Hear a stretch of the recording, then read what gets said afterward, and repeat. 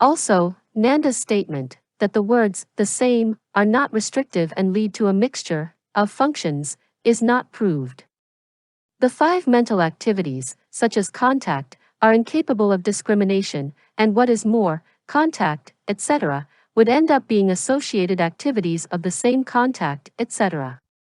Consequently, we know that the expression the same means in the appropriate cases, not in all cases. 17. Evolving like a flowing stream. Is the alaya consciousness constant or discontinuous? It is neither constant nor discontinuous, because it always evolves. Always means that from beginningless time, this consciousness has remained a homogeneous series, constant, without interruption, because it serves as the origin of the three realms, the five paths of rebirth, and the four forms of birth, and because its nature is that of firmly holding the seeds and preventing their loss. Evolves means that from beginningless time, this consciousness is born and perishes from instant to instant and changes from its former state to a subsequent state. The cause perishes and the result is born, and therefore it is never the same, and for that reason it can be perfumed by the other evolving consciousnesses and create new seeds. The word outweighs denies cessation, while the word evolves shows that it is not constant. The simile like a flowing stream indicates the very nature of causation. Just as the water of a flowing river is neither constant nor discontinuous, and continues for a long time along with things that float in it or sink in it, so this consciousness, which since beginningless time is born and perishes in a continuous stream, is neither constant nor discontinuous, and carries with it floating and sinking sentient beings who cannot escape from it. Just as a flowing stream is not interrupted when a wind whips it into waves, so does this consciousness always continue on in a stream even though it encounters various conditions and generates visual consciousness, and the like.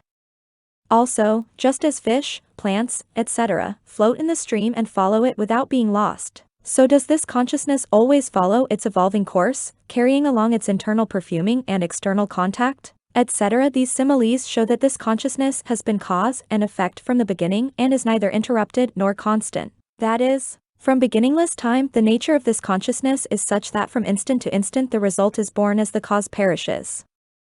Because a result is born, there is no interruption, because the cause perishes, there is no constancy.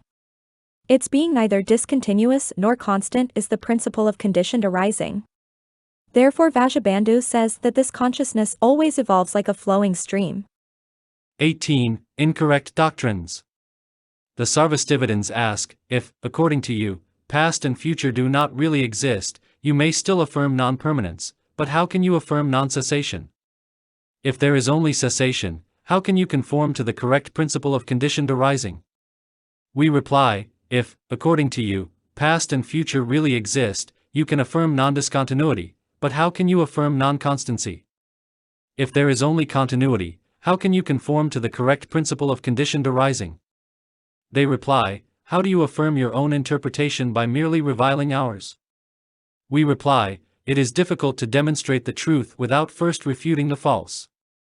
When the prior cause is in a state of cessation, the subsequent result is born, just as when one side of a scale sinks, the other side ascends. Thus cause and effect continue like a stream. Why argue a fictional past and future in order to avoid the error of cessation? The Sarvastivadins object, when the cause is actually present, but the following result does not yet exist, of what is the cause a cause?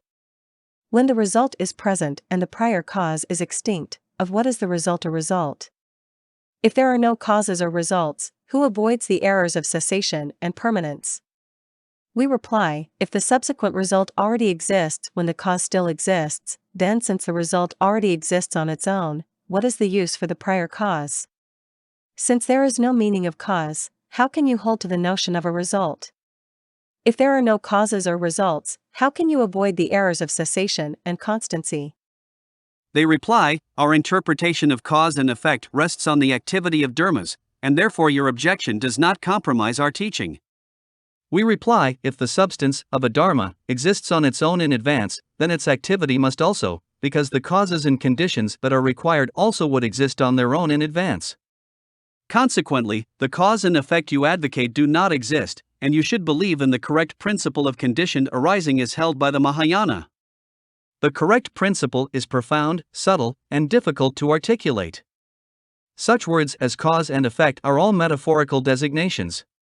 When we contemplate an actual dharma that will later attract a functioning dharma, we metaphorically posit a future dharma and say, with respect to it, that there is a present cause.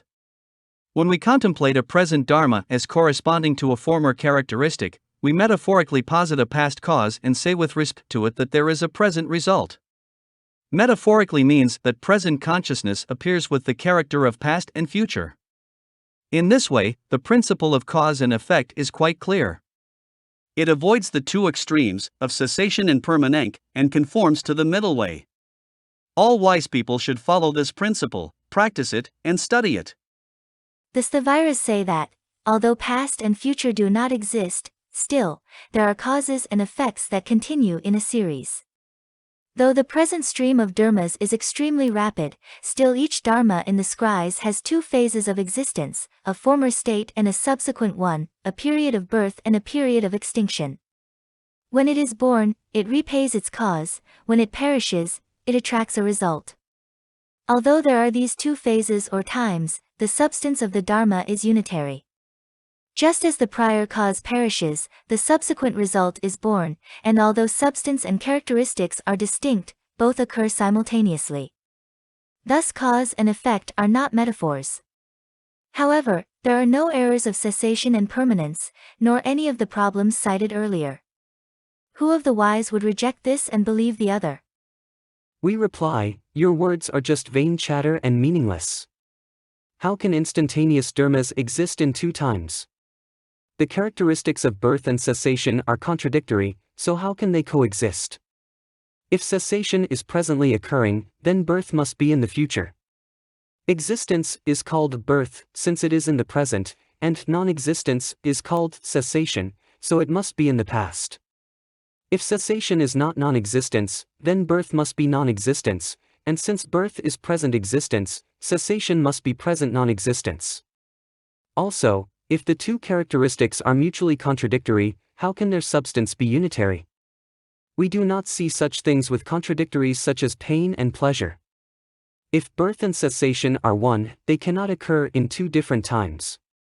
If birth and cessation are different, how can you claim that their substance is the same? Therefore, the principle that birth and cessation are simultaneously in the present and have the same single substance as support is certainly not established. The Sautrantika principle of the continuity of cause and effect is also not established, because it does not admit the existence of the Gaia consciousness that holds the seeds. Consequently, you should believe in the correct principle of conditioned arising as the continuity of cause and effect as taught by the Mahayana. 19. Cessation of the store consciousness from beginningless time. This consciousness has evolved like a stream. At what point is it utterly abandoned? It is abandoned in the state of arhatasihip. Arhats are saints at the time when they terminate the obstacle of the passions utterly. They are said to abandon aleya.